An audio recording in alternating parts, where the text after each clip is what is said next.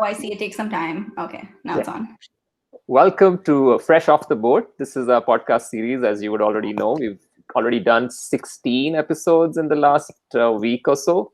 And we're delighted to have Lipika Ramaswamy with us today, all the way from San Francisco, if I'm correct, or where are you located at the moment? In theory, San Francisco. I'm with my sister in Austin, Texas. Okay, great. So I was just looking up the journey. I think it was way back in 2011 or 10 is when you started thinking of applying, and there was a gap year situation.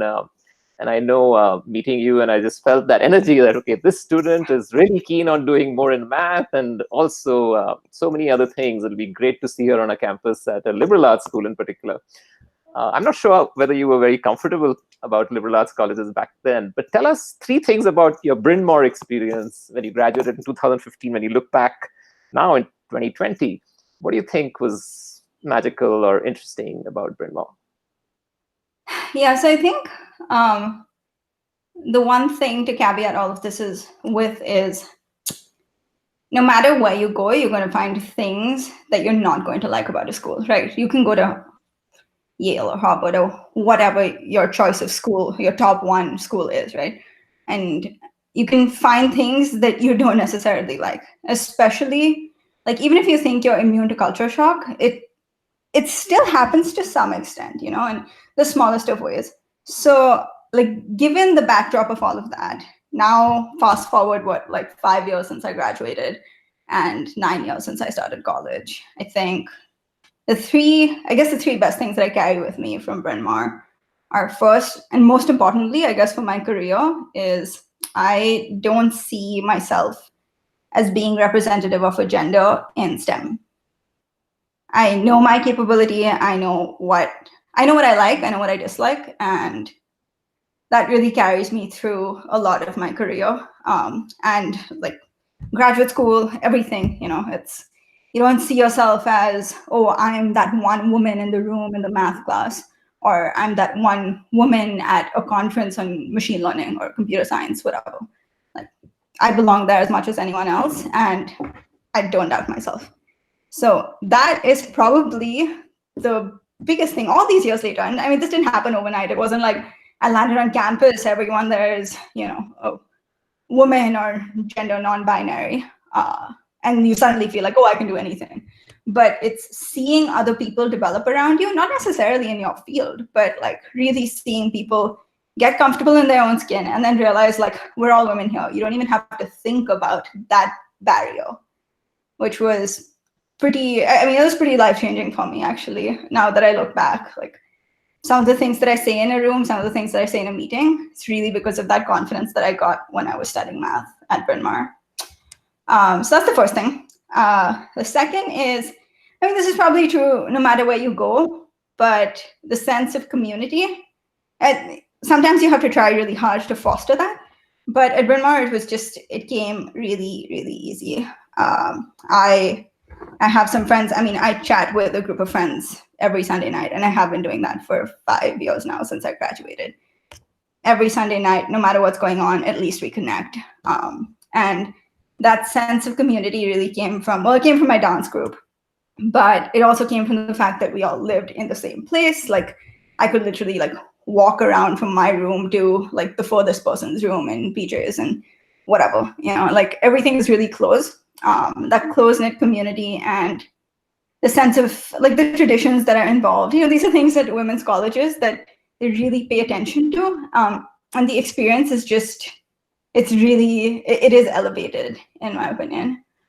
There's that sense of community that you just don't get elsewhere.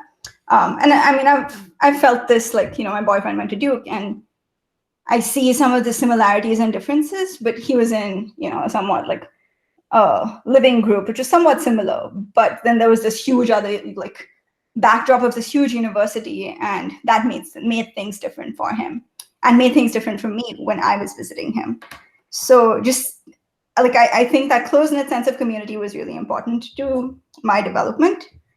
And finally, I think the alumni network is really very strong.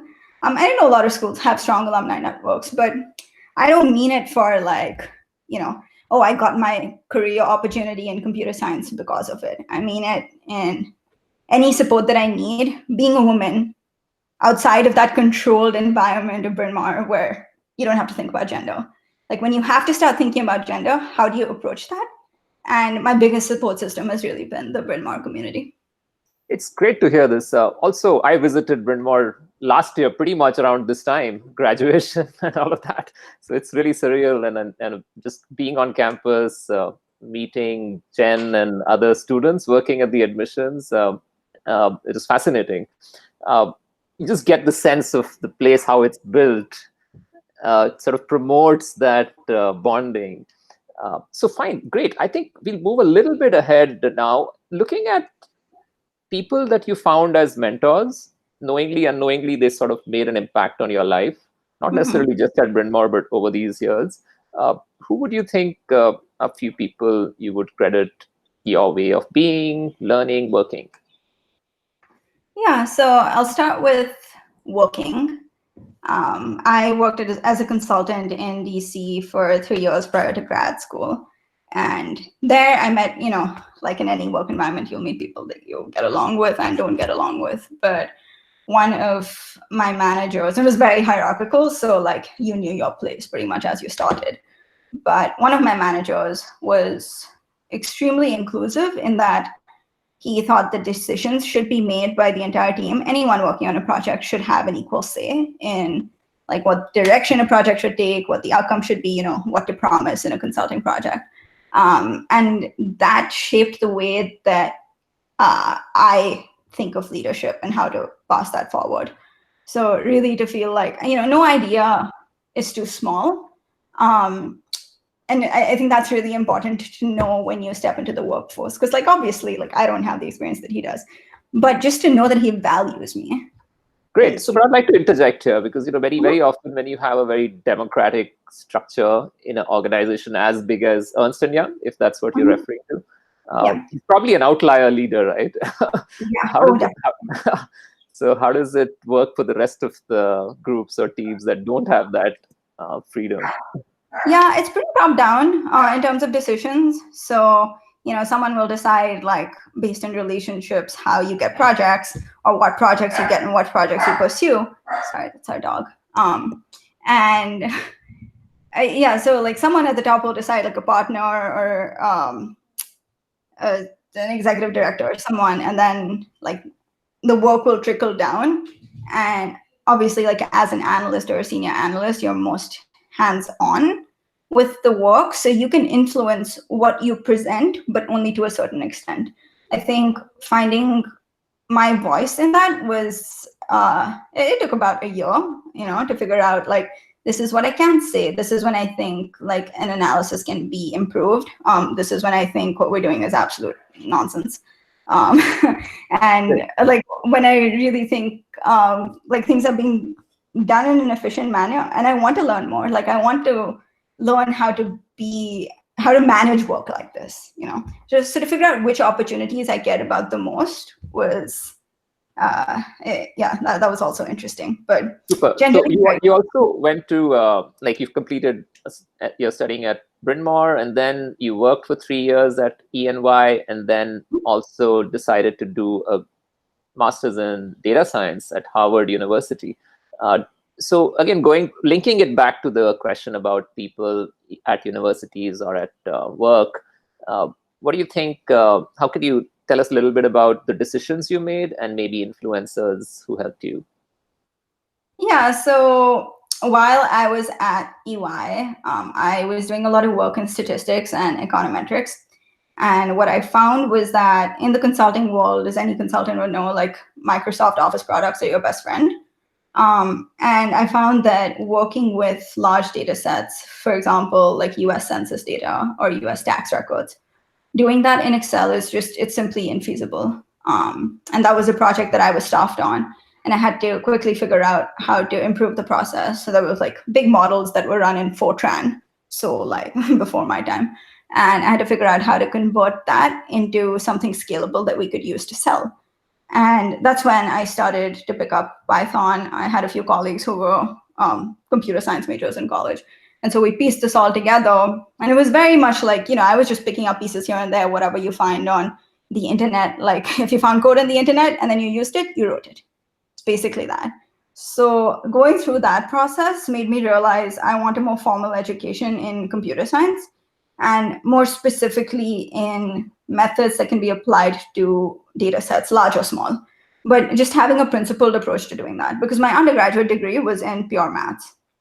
And that teaches you like really good logic, good way to structure your thoughts and structure any argument, really. But taking that to the step of, well, how to use computer science to solve problems. So that's what led me to data science. I think along the way in getting me there were really like, mentors like the one that I mentioned, who was very much like, all right, what do you think should be done? How do you think you can approach this? And when I said, oh, just script it in Python, I'll figure it out, he was very supportive of that. But while I was at Harvard, I think actually some of my, well, I will say that I drew a lot of inspiration from my collaborators. So anyone, or most people, actually anyone that I worked with on projects, I would say had a significant impact on the way that I code, the way that I structure my code, and ultimately the way that I structure problems. Great, great. So if you were to also now tell us a bit more about your being, who you are. I know you were a dancer back then, also involved in impact work in high school. How did all of that evolve, and what are your current interests, and who supported those interests further? Yeah, it's interesting, because like when you travel around the world and you move your home like multiple times in 10 years, you really get to learn how to live with yourself, and like what you like and you dislike about your way of being. And for me, immediately after college, what became clear was that I valued connection with the community. So wherever I was living, I lived in DC first, and I realized, like I have some friends here and I know people from college, but I don't really know things like, where does my food come from? Like at home, there's a sabzi wala who comes outside the house, or you go to Mother Dairy, the bhaiya who's been sitting there for years. But how do you form that connection? And for me, like food is one of the places where it all comes together. Especially since I took up athletics in college, and that was not something that I did in school. But I was an athlete, I rode crew, and I saw some pretty big changes to like the way that I viewed food and how it fuels my body. And I'm still an athlete. I still run long distances and do a lot of other crazy stuff. But that is one thing that I feel quite passionately about. So in DC, I was working at farmers markets.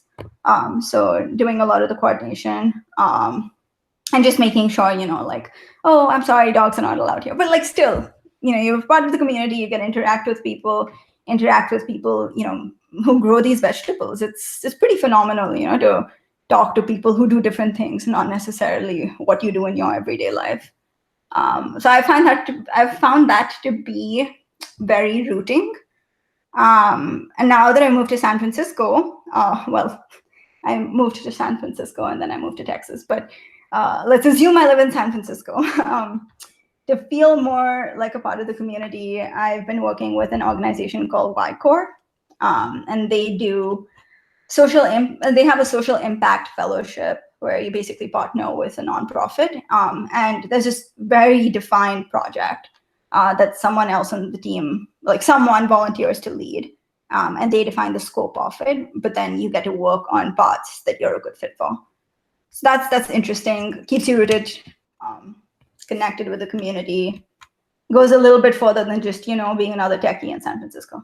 Fascinating. Okay, we'll go back to work again. I know it's not boring for you, but data science, scientist, the word sort of sounds like, okay, do you know what's happening with Zoom? What is this whole data privacy thing? And why do consumers or users of such platforms don't know, and they should know? How do you so at your work, what is it that the company does, Leapfrog, and answers to such current COVID online sort of life that everyone's leading? what should we know? Yeah, so the company I'm at is LeapYear, and what we do is we build scalable differential privacy software, and that's a mouthful, but I'll explain it. So when you think about privacy, you might think of, oh, I put some of my information out there, like I want to make sure someone doesn't misuse it. That's one context. Another context is, suppose I have, all right, I'll use the example, a very commonly used example of what used to happen on Google Translate about 5 years ago.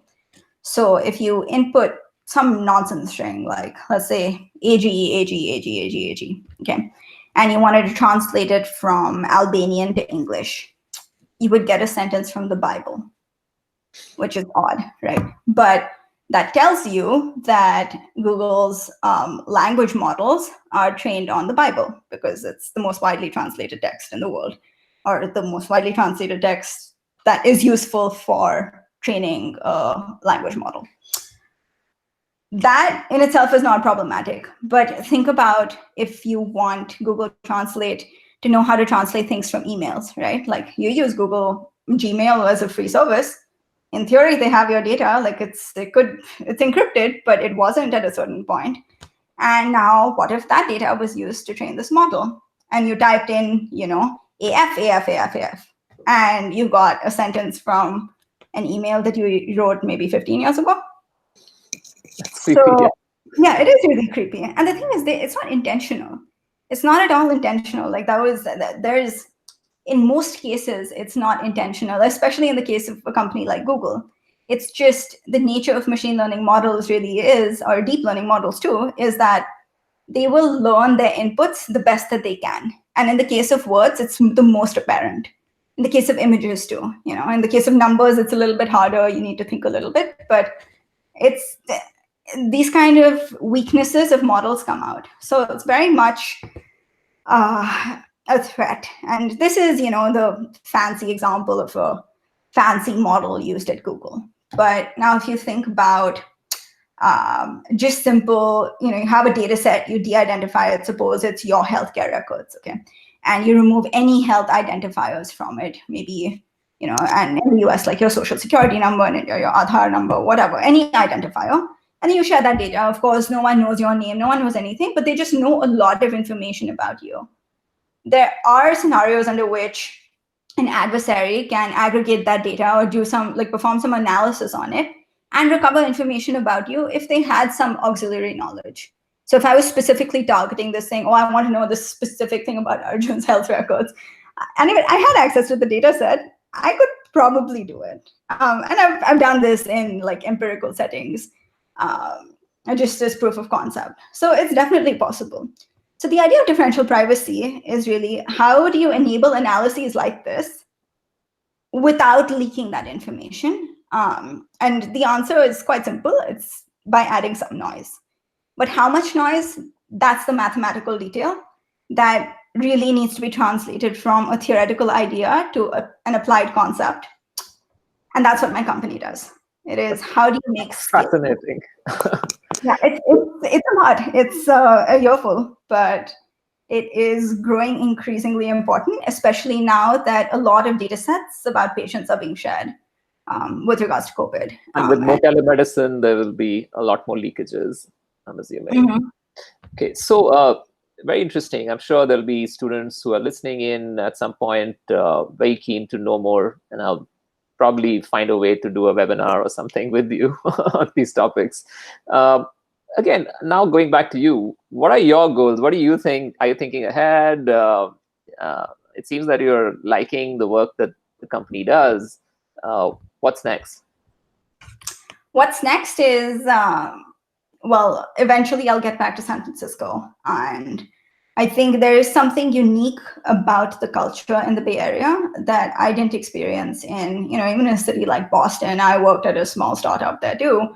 And you don't, there's just so many other things going on. Whereas in San Francisco, it is very tech focused. And while that can feel suffocating, I think also it presents a lot of opportunities to really understand how people build these giant companies, right? That's a big question mark for me. And I talk to my CEO about this a lot, and my COO, because I'm just curious, how do you take an idea that was so theoretical and turn it into something that's now being used by some of the largest banks in North America? So how do they go about that process? And I kind of know, I see it in the code base a little bit, but just to understand, like, how do you take a step back from that? That's the thing that I'm curious about. Of course, I have a lot to learn in the realm of software engineering and privacy engineering, working with data scientists across different industries and different companies who have varying levels of comfort with Python or scripting languages. Yeah, So I think what learning you all of mentioned about the Bay Area being the mecca of innovation and tech, and also with that comes its downside, the underbelly, the homeless population, crazy rents. With COVID, do you see some changes? I know companies have announced like work from home, indefinite work from home, and all kinds of things. What are the few things you would like to change about like the Bay Area? Well, first of all, I think it does a very poor job in terms of public transport. Like, there are just no good options. Also, public transport in America is quite honestly pretty terrible. I mean, it leaves you wanting for like a German train or something, or like a Japanese bullet train. Like, I need that speed to get somewhere, especially in the Bay. And that leads me to think about like the environmental impact that a lot of commuters have in the Bay Area. Like, this is very clearly visible in Los Angeles, but in the Bay Area, which is generally always cloudy, it's a little bit, it's difficult to see when you just look outside the window. But I think as companies move to a virtual working situation and permanent virtual working environment, what impact will that have on the environment? And is that something that is sustainable? And I know there are a lot of environmental groups that are trying to answer this question. Of course, it is difficult under the backdrop of the current administration. I mean, that's something that I don't think I'm the only Indian living in the United States who has that opinion, but it is a big concern, because if you have administrations around the world who don't believe in climate change, then how can you actually affect any change in your day-to-day life? How can you make sure that any changes that you make in your day-to-day life will actually have a broader impact? But definitely, more people working from home reduces emissions. That's just a fact. Hopefully, it'll continue. We'll see what happens in terms of social justice and equity in the Bay Area. It's not. Okay. It's not a deal. Great. So now we'll move to rapid fire questions. And this is Right. the first one is like three strengths and basically three adjectives which describe or define those strengths. What would you pick as your three strengths? My three strengths: focus, grit, and meditative capability.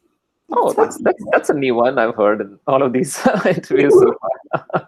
How would you link grit and meditative capabilities to help you solve a situation? If you can reflect back and say, learning from a failure or a disappointment or embarrassment. Wait, can you clarify the question? Yeah, so like linking grit and meditative capabilities to solve a problem you were having with yourself, maybe, or with other people, or a failure, a mistake that you made. An example? Yeah, I mean, it doesn't have to be big. I think something that I encounter in my job, because I started 4 months ago and half of that has been remote. But something that happened to me recently or something that I did recently was, I asked, people say there are no stupid questions. I asked a stupid question, like anyone with a brain would know that. And I asked it on this like very public forum, and I was just, I was kind of shocked when I saw it written there. You can't take it back, like it's there, it's out there. And then when you realize, oh my God, like I knew that, or I could have figured that out if I just thought about it for a second longer, and everyone saw it. And I was like, oh gosh, I'm embarrassed. Like, I don't know how to go back from this. And the way that I feel any situation can be turned around is, you made a mistake. I mean, I define that as a mistake. You made a mistake, you write down all the things that you did before that happened, You write down all your realizations after, and then you say, okay, this is never going to happen again because I have this checklist. Like I don't Awesome. have any memory problems, so I'm good. Yeah, and when you talk about meditative capabilities, it's kind of a process. It's not just sitting in whatever shavasana or lying down in shavasana or something.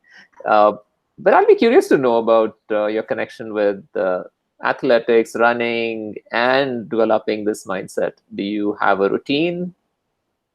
Yeah, I try to run. It's a little difficult during these times because I run with a mask and it's not Mhm. very comfortable.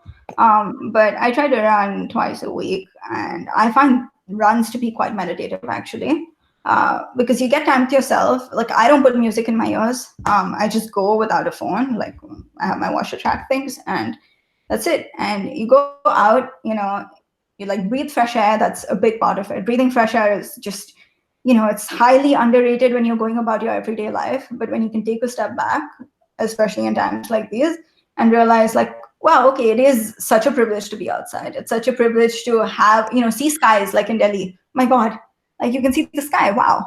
And you can breathe air that's significantly cleaner. Wow. Like that Exactly. for us. Definitely, we see that as a huge change and a blessing. Going back to high school and applications and the work you did at our office in Munirka, Yeah. when we didn't have furniture, it would pretty much be on Mhm. the floors, sitting and working. Very Steve Jobsian, but it was fun. Tell me, yeah, about the whole application process, and what advice would you give high school kids thinking of college now? Yeah, this is a big one because, well, here's my number one thing, and I said this earlier. You're going to find something to hate no matter where you go. So just make sure that the decisions you make it for the right reasons. Because at the end of the day, you're going to be living by yourself, right? You might have a family support network or friends to support you. But at the end of the day, like you have to be proud of who you are when you enter college, when you're going through college, and when you get out of college, right? Like that's the only way that you'll know that it's worth it. So I think like finding something that you actually believe in, like at the time, yeah, I believed in some things. I can't necessarily say that I still believe in them, but I will say that I believe in them passionately enough that it drove me to see a future where I could actually have an impact.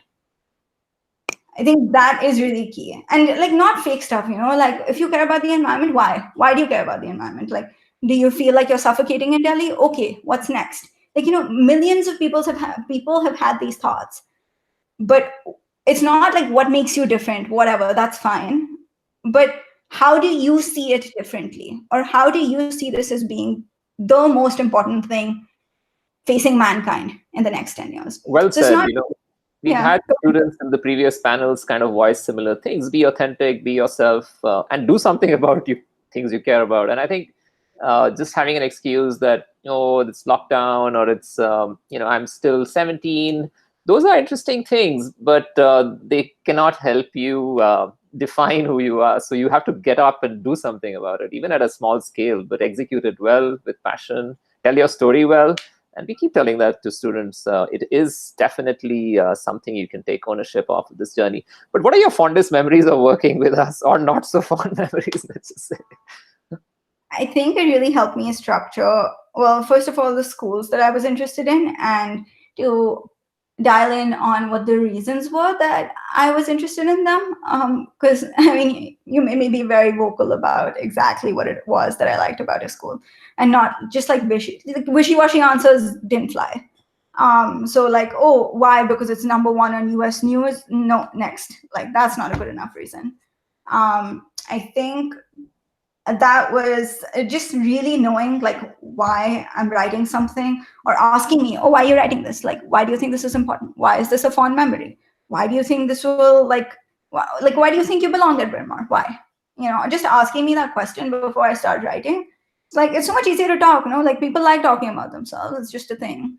And when you get people to talk about themselves, like the ideas really flow. So right now, if you told me to sit down and write an essay, I probably would do it. That's great. Super. Okay, one last question. Influencers, we've talked about people and at work, etc.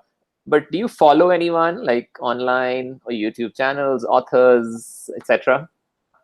I am a big fan of investigative journalism. I think I don't watch that many videos these days because it's just like sensory overload for me.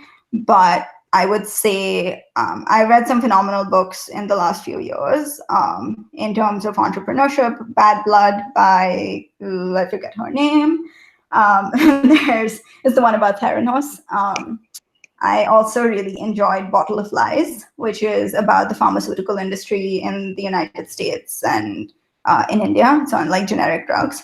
I am currently reading. Uh, it is a book on. Gosh, I forgot the name. It's by Rachel Maddow, and it's about the oil industry, specifically the rise and fall of Russian oil. And I think these books are really important because it gives you, like journalism is difficult, and investigative journalism is even more difficult because people are trying to uncover things that are being hidden. Like that's just what it is. Being a policeman or being an FBI officer or being an intelligence anywhere in the world is also incredibly different because a lot of things are classified. So the way that these writers are able to distill things down, it keeps things real for me. It's like, yo, this is my one side of the world. Like this is one little pocket in Austin, Texas, where I am living, but look at all this other stuff that's happening all around, and really keeping my eyes open. News is one thing, but these stories that take years to weave, and these are real life things, like really knowing them and really understanding the depth of them can help you appreciate what others do. Your answers really got me hooked on to figure out what these books are about. Investigative journalism. I've read Naomi Klein. Does that qualify? Like this the shock doctrine. I don't know if you heard about Naomi, but yeah, it's an interesting take on capitalism and all kinds of connections to what's bad in the world today, including healthcare, oil industry, everything else. Great. It is so much fun having this conversation after what, 2015, like 5 years now. But it seems like just the other day we met. So thank you. Thank you for being who you are and spreading joy and also doing great work. We'll be in touch soon, and all the best for the future.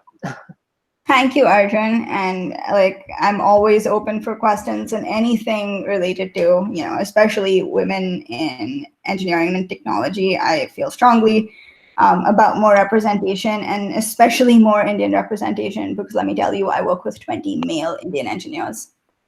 It is a challenge sometimes. Noted indeed. I think, especially when we were looking back at this week, the menstrual hygiene day on the 28th, our team was always thinking, and by the way, we are 2 male members in the team, and we have 14 women in our organization now. So we have grown, and we've got this whole idea of, and this fresh off the boat, the term as well as the idea and the execution of putting the podcast together is all being done by 4 amazing women on our team. So I'm just the mouthpiece, but I could very soon replace myself and have them lead these discussions. So yeah, thank you so much for all that you stand for. Bye. Thanks, Arjun. Bye.